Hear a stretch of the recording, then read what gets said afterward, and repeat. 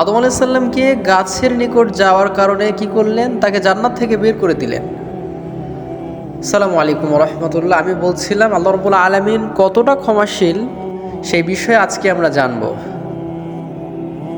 পবিত্র আল কুরআনে আল্লাহ রাব্বুল আলামিন বলছেন যে, হে আদম, তুমি এবং তোমার স্ত্রী জান্নাতে বসবাস করো, যা ইচ্ছে করো, যা ইচ্ছে খাও, এবং এই গাছটির কাছে যেও না, গেলে তুমি সীমা লঙ্ঘনকারীদের অন্তর্ভুক্ত হয়ে যাবে। আদম আলাইহিস সালাম এত বড় একটা জান্নাতে কেন ওই গাছটির কাছে গেলেন?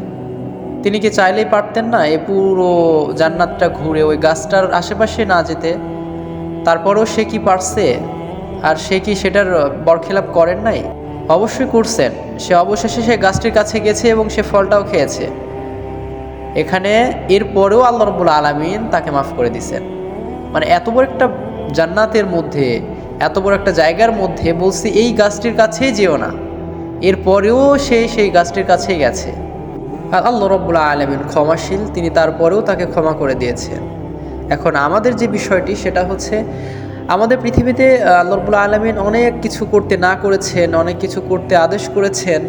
সো এর মধ্যে আমরা যেগুলো বিষয় মিস্টেক হয়ে যায়, এর দ্বারা আমরা যারা নিরাশ হয়ে যায় যে আল্লাহ রাব্বুল আলামিন হয়তো আমাকে ক্ষমা করবেন না, এই কাজটি হয়তো আমার ঠিক হয় নাই, এগুলোর কথা ভাবার আগে যেন একটিবার আমরা ভাবি আল্লাহ রাব্বুল আলামিন কতটা ক্ষমাশীল, তিনি আদম আলাইহিস সালামের উপর কতটা করুণাপ্রবল ছিলেন।